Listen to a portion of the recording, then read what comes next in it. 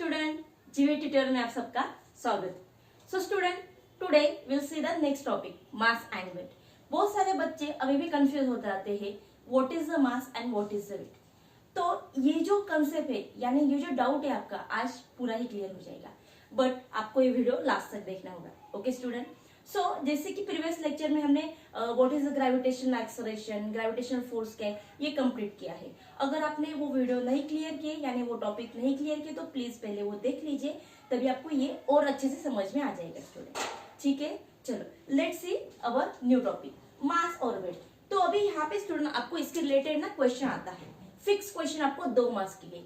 एक तो आपको डिफाइन में आएगा, डिफाइन द वेट या मास, या मोस्ट ऑफली आपको क्वेश्चन ऐसे आता है, write the difference between mass and wait.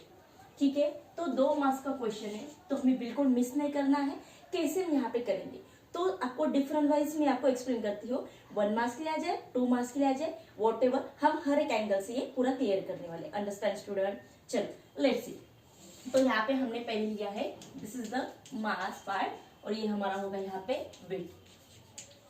तो अभी यहाँ पे मोस्ट ऑफली हम बोलते हैं जैसे कि व्हाट इज योर वेट, आपका वेट कितना है। तो ये मास क्या कंसेप्ट, इसमें मास क्या अलग है क्या? Yes, both of this different concept. See, जैसे हम यहाँ पे बोलते हैं वेट, जैसे कि मान लो मेरा वेट यहाँ पे 40 kg है। Okay, not 40 kg, it's 48 kg। Suppose अभी यहाँ पे मान लो क्या है, मेरा वेट है 48 kg। तो अभी ये जो मैंने वेट बोला है, तो इसके साथ क्या student, gravitational acceleration, sorry gravitational force भी एक्सर्ट हो रहा है। See here, every object in universe, every object, यानी हम ऐसे बोल सकते हैं the gravitational force exert on every object who they are present in universe. यानी यूनिवर्स में जो भी ऑब्जेक्ट है, लिविंग लो, नॉन लिविंग लो, हर एक के ऊपर ग्रेविटेशनल फोर्स है। जैसे मैं खड़ी हूँ, ग्रेविटेशनल फोर्स अप्लाई हो रहा है, आप बैठे वहां पे ग्रेविटेशनल फोर्स अप्लाई हो रहा है, सभी जगह ग्रेविटेशनल फोर्स है। ठीक है, तो तब ये जो वेट हम मेजर करते हैं उसे बोलते हैं वेट। अभी यहाँ पे मास क्या होता है, सी, जैसे हमारी बॉडी बनने के लिए जो बोन्स है, सेल्स है, you know our body is made from cell. तो जितने सेल से हमारी बॉडी बनी है, हमारी बॉडी के अंदर क्या फैट्स है, बोन्स है, तो इनको सबको काउंट किया तो जितना वेट होगा वो हमारा मास होगा। जैसे फॉर एग्जाम्पल ये चौक का ले लो, ये चौक बनाने के लिए समथिंग जितनी पाउडर लगी है यहाँ पे, जैसे 1 kg है, 2 kg मान लो सपोज, तो जितने ग्राम इसको पाउडर लगी है, तो ये होगा उसका मास, मास ऑफ दिस ऑब्जेक्ट या मास ऑफ दिस चौक। ठीक है स्टूडेंट, आई होप थोड़ा समझ में आगे होगा, बट अभी इसको एक्सप्लेन भी तो करना है, तो लिखेंगे कैसे? It's very simple. सी, देखो फर्स्ट पॉइंट क्या लिखेंगे, it is the amount of matter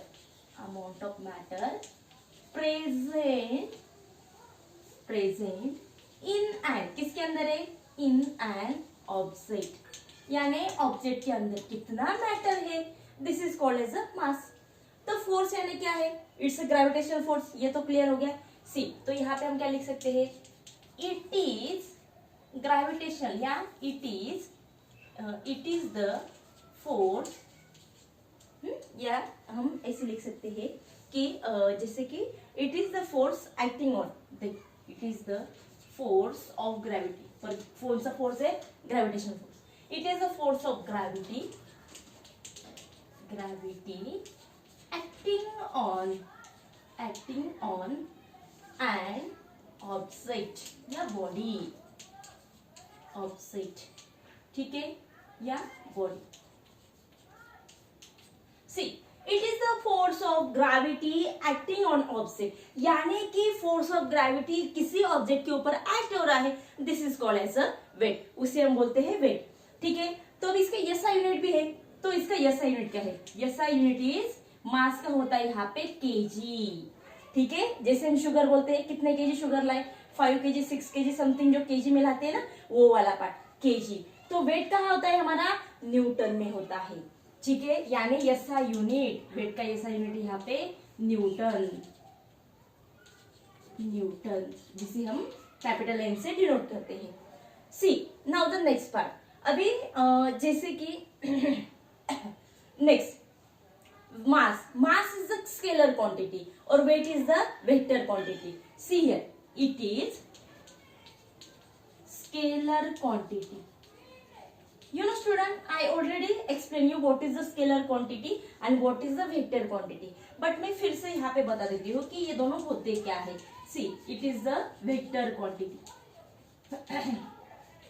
C scalar quantity यानी क्या है कि जिसको सिर्फ क्या होता है, मैग्नीट्यूड होता है। मैग्नीट्यूड यानी कि जिसको जैसे कि 5 kg 4 kg समथिंग, जैसे कि हमने शुगर काउंट किया है 5 kg समथिंग, लीटर में कुछ ऑयल वगैरह है, हमने सिर्फ क्या यहाँ पे कैलकुलेट किया है। उसमें कोई डायरेक्शन लगे कि हमें चलो शुगर की डायरेक्शन ये होनी चाहिए वो होनी चाहिए, ऐसे कुछ है नो, सिर्फ हमने मैग्नीट्यूड देखा है। So this is the scalar quantity.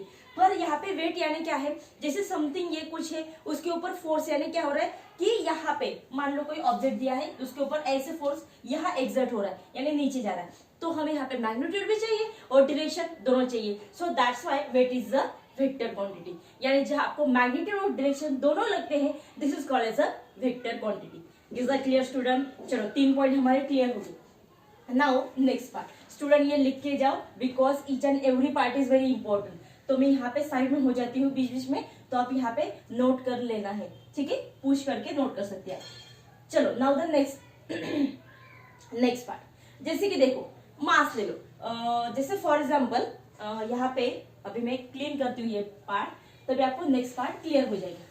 Shear, जैसे कि मैंने आपको अर्थ का पहले से बताया था, जब हमारे जी पार्ट हमने लिया था वेरिएशन ऑफ जी, तब मैंने आपको क्या बताया था स्टूडेंट, सीयर। मान लो ये अर्थ मैंने फिर से निकाली है और यहाँ पे मैंने जी की वैल्यू क्या बताई थी आपको 9.83 और यहाँ पे मैंने जी की वैल्यू बताई थी आपको 9.78, ठीक है।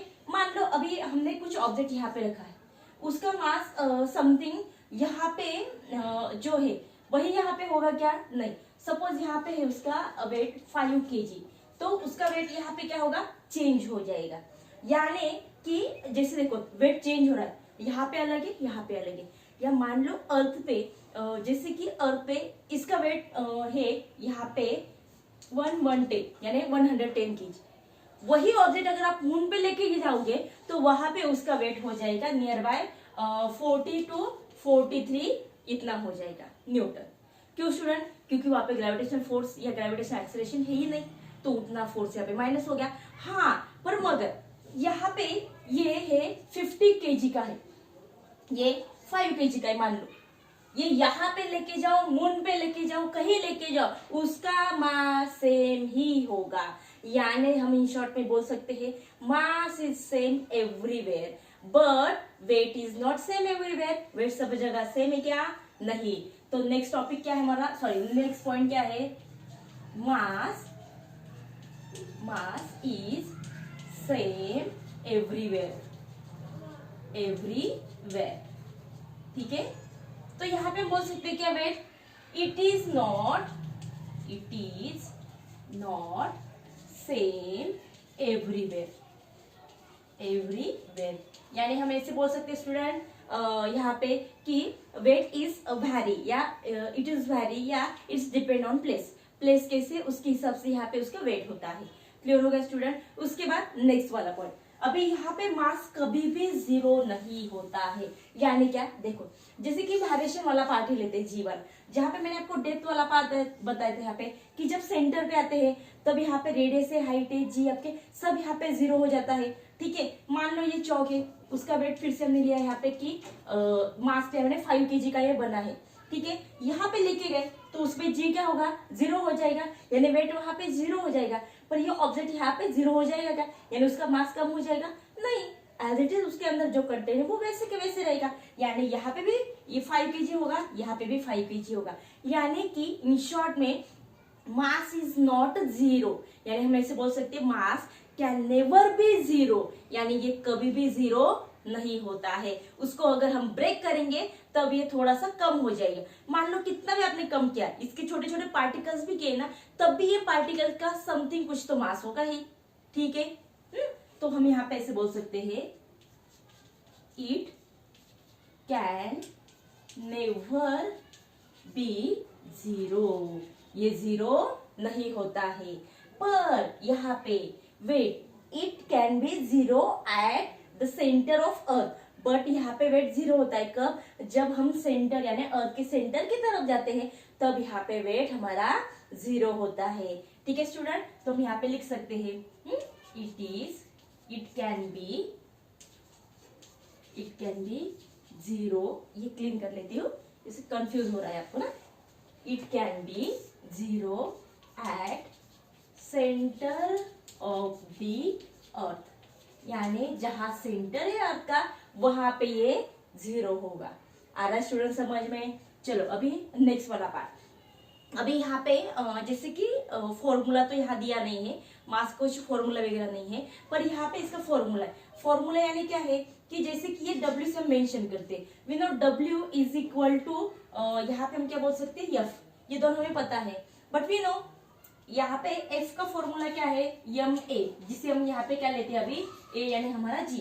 तो इन शॉर्ट में हम ऐसे बोल सकते हैं कि W यानी क्या होता है, mg। अगर हमें यहाँ पे वेट निकालना है, अगर हमें वेट निकालना है तो हमारे पास क्या होना चाहिए, मास ऑफ दिस ऑब्जेक्ट, और दूसरा यहाँ पे जी कितना है उसको मल्टीप्लाई करेंगे उस ऑब्जेक्ट के मास से, and we get the weight, तब हमें मिलेगा यहाँ पे वेट। Clear student? यहाँ तक क्लियर हो गया? चलो कितने पॉइंट क्लियर किए हमने यहाँ पे, बहुत सारे यहाँ पे पॉइंट हमारे क्लियर हो गए। कोई पॉइंट यहाँ पे मिस हुआ है क्या? हाँ, और एक पार्ट यहाँ पे कि जो वैल्यू है जी, दूसरा और एक बार, जैसे कि जी की बात हमने की है, तो यहाँ पे जी की वैल्यू नहीं होती, यहाँ पे मेंशन नहीं करते, नॉट मेंशन वैल्यू ऑफ जी। यहाँ पे जी की कोई वैल्यू नहीं है कि जी यहाँ पे कोई लगता ही नहीं है, पर यहाँ पे जी की जो वैल्यू है, वैल्यू ऑफ जी, या G is variable, variation, value is variable या वेरिएशन, वेरिएबल नहीं, यहाँ पे वेरिएशन लिखती, variation of G, in short में लिखी हुई यहाँ पे variation of value of ji.